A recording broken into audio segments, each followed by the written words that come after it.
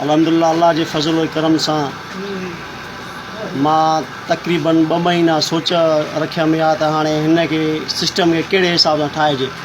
छाजे करे जो असां वटि कॾहिं बरसाती थिए कॾहिं जुड़तो थिए उन जे करे सोलर प्लेटूं कमु न कंदियूं आहिनि।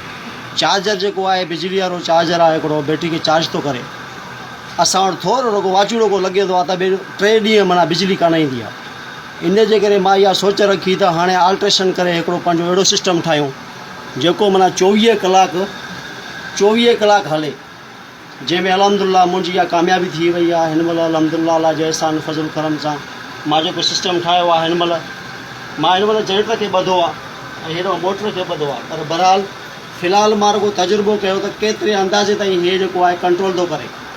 हाणे अल्हम्दुलिल्लाह मूंखे तजुर्बो मुंहिंजो कामयाबु थी वियो आहे। इन जे करे हाणे एसी फ्रिज वॉशिंग मशीन इस्त्री माना जेको आहे 250 वोल्ट वारी बिजली उहा बि कामयाबु थी वेंदी, उहा बि हले थी अल्हम्दुलिल्लाह। ऐं इन खां अलावा 12 वोल्ट वारी उहो उन ते त को लोड ई न आहे, उहो त 24 कलाक हले केतिरो बि टाइम हले, को मसइलो ई न आहे। सोलर जा पखा जे राति जा हलाइनि त घणा हलाईंदी? तक़रीबन तव्हां भले 5 हलायो 6 हलायो 7 हलायो, को मसइलो ई न आहे।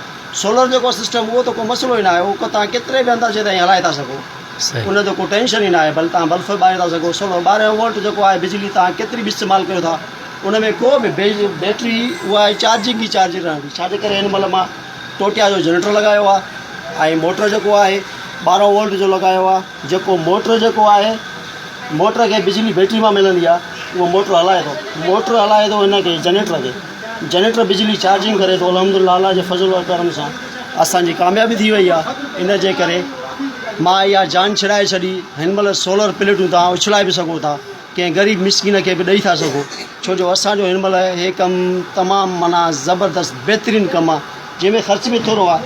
तक़रीबन 4035 जो जनरेटर आहे टोटिया जो ऐं मोटर 2250 जो आहे। इहो ख़र्च ई थोरो आहे। हिन में अल्हम्दुलिल्लाह ॿी वायरिंग आहे जेका आहे 500 खनि उनजो ख़र्चु आहे।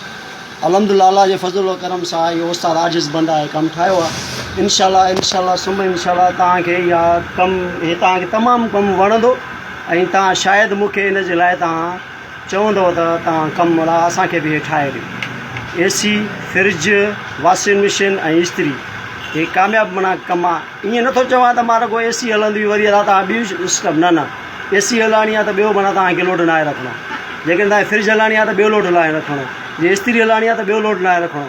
तव्हांखे माना हिकिड़ी शइ उन मां हलाइणी आहे। ईअं न आहे त जेका हाणे एतिरो हे कंट्रोल न करे सघंदो, जंहिंजे करे जेको आहे माना तव्हां समूरो लोड रखो लाॻी थो सॼे सिस्टम खे ई बाहि लॻी वञे। ईअं न आहे, सिर्फ़ु उन मां हिकिड़ी शइ तव्हांखे इस्तेमालु करी आहे, वॉशिंग मशीन या जेको बि माना तव्हां इस्तेमालु कयो उन हिसाब सां। अल्हम्दुलिल्लाह अल्लाह जे अहसान सां अल्लाह जे फज़ल करम सां असांजी इहा कामयाबी थी वई आहे। तव्हांखे कमु तमामु वणंदो। छाजे करे बिजली बि महांगी करे छॾी, नई तब्दीली आहे, नया पाकिस्तान आहे, सफ़ा कम ई त तओ माना तेल मले छॾी असांखे त एॾी महांगाई करे छॾी अथई, जंहिंजे करे असां हाणे हे सिस्टम ठाहियूं था। बिजली महांगी आहे, बिजली अचे बि कान थी।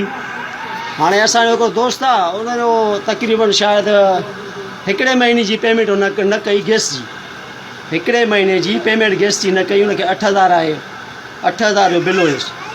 चयो त 2 महीने मां पेमेंट कंदुसि, भला 15000 थींदा। उन जॻह ते 3000 उन ॾे बिल आयो आहे। हाणे उहो परेशान आहे, होॾे फ़ोनूं कराई ऑफिस वियो हेॾो होॾो की भाई इहो ई माना मथो इहो ई बिल आहे, एतिरो आहे, कुझु बि नथो थी सघे।